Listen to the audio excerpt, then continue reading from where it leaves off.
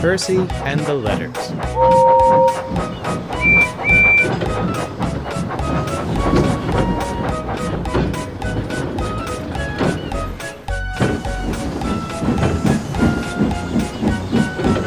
Percy had just finished helping to build the harbor on Thomas's branch line. "A fine job indeed," said the Fat Controller. "Would you like to stay and take care of the goods trains on the branch?" "Oh, yes, please, sir," smiled Percy. One of Percy's first jobs was running a post train in the evenings. He would collect letters and parcels from the harbor at the big station, delivering them to places along the branch.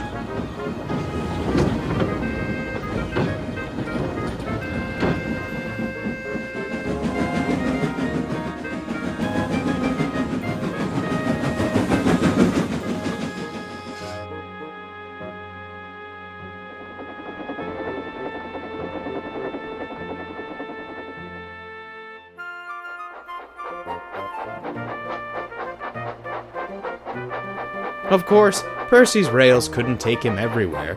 A young postman named Tom Tipper met him at the end of the line, and drove his post van to the villages and towns nestled deep in the Sodor countryside. Percy liked Tom. He always seemed to have a smile on his face. But one morning, Percy found Tom looking rather puzzled. Something the matter, Mr. Tipper?" he asked. "Percy, did you notice anything strange at the harbor last night?" he asked. Percy pondered for a moment. "Nothing comes to mind, sir. Well, unless you count the smell of Henry's fish," he chuckled. Tom didn't laugh. "This doesn't make any sense," he muttered. Percy's smile fell. "What's the matter?" "My chief got a complaint from a very angry woman this morning. She received a letter from her husband. Impossible, she says, as he died into war. She thinks it's a prank, and is blaming us. The chief isn't happy. He thinks I had something to do with it. I only just got this job, Percy. I can't bear to lose it to someone's sick idea of a joke." "I promise we'll get to the bottom of this, Mr. Tipper. I'll let you know if I see anything unusual at the docks tonight." Finally, Tom broke a smile. "Thank you, Percy. You're a very good friend indeed." With that, Tom turned and headed back to his van. Percy thought about Tom's dilemma all day. He tried to think of something, anything, that might explain what happened, but sadly, nothing came to mind. That night, a low fog hung over the harbor. Percy could barely see the rails in front of him, but all the same, he kept watch for anything peculiar. The fog played on his mind, giving the cranes and ships an ominous feeling. Percy looked to the platform. A man was standing right beside him. Percy jumped in fright. The man was quite pale and dressed in old-fashioned clothes. He looked very sad and weary. "Hello, sir," Percy whispered. The man said nothing. Percy plucked up courage. "Are you lost, sir? I'm very sorry, but the last passenger train left hours ago." The man shook his head. Then he held out his hand to Percy. He was clutching a letter. "Oh," Percy beamed, "you've got post to send. I'm sure my driver would gladly—" The man shook his head and thrust the letter at Percy. "Oh, I couldn't take it myself, sir. Your letter would fly right off me, and that would never do. If you put it in my vans, I'll make sure it gets delivered." Still looking sad, the man dropped his arm and headed towards the vans. Percy frowned. That was certainly peculiar, he thought. Soon the guard's whistle blew, and he set off into the night.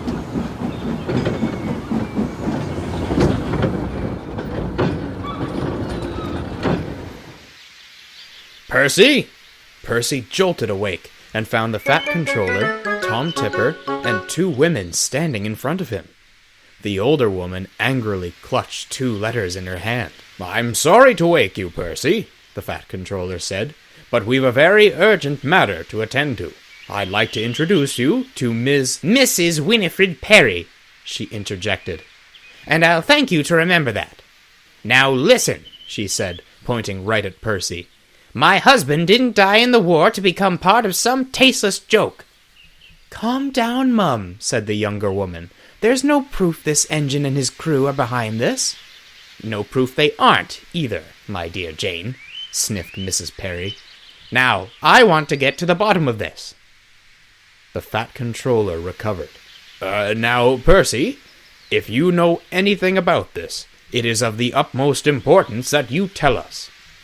"As a matter of fact, sir," he replied, "I did see something odd at the harbor last night." He recounted the previous night with the mysterious man. His crew, who had been readying him for work, listened with interest. "You're sure he walked back to the vans, Percy?" his driver asked. "I didn't see anyone else on the platform when we left." Percy felt an accusing glare from Mrs. Perry. "Hold on, Percy," interrupted Tom. "You said he wore old-fashioned clothes and looked quite pale?" The Fat Controller turned to him. "You've seen this man, Mr. Tipper?" Tom nodded. "T'other night, as I was making my deliveries, I saw a man sitting on a bench near to where my van was parked. He didn't seem to have a letter on him, but he looked exactly as Percy described. That was the night before Mrs. Perry's initial call to my chief." Everyone was silent.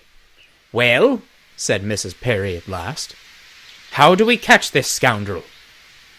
"We should remain vigilant tonight," said Tom.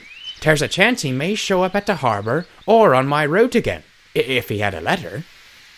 We could stop him in the act." "Then I shall be at the harbor tonight," said Mrs. Perry sternly, "to catch this cretin myself. I'd better not find that any of you are part of this," she said, and pointed at Percy, his crew, and Tom Tipper. She turned swiftly on her heel and strode back to her car. "Sorry about her," said Jane as she ran after her mother. The Fat Controller, still taken aback, stared at Percy. "Best be on your guard tonight," he said, and walked back to his office. Percy and his crew didn't say a word. They knew what had to be done. That evening, Percy arrived at the big harbor. Mist swirled all around, and he felt cold and uncomfortable. Still, he was determined to find the man. His driver and firemen helped load the post vans, keeping their eyes on the workmen and the surrounding area. When they finished, they went to speak with the ship's crew about the odd occurrences. Percy was squinting to see through the mist, looking for any signs of the strange man. He heard a sound. Glancing across the harbor, he noticed the men readying the flying kipper. With a sigh of relief, he turned back. "Oh!" he cried, for there was the man right beside him. "I suppose you're the one behind those letters, then?" Percy scowled, regaining composure. The man nodded, his expression blank. "Well, I don't know who you think you are," Percy went on, "but I don't think Mr. Perry would much appreciate you making jokes in his name." The man said nothing. Instead, he pointed at himself.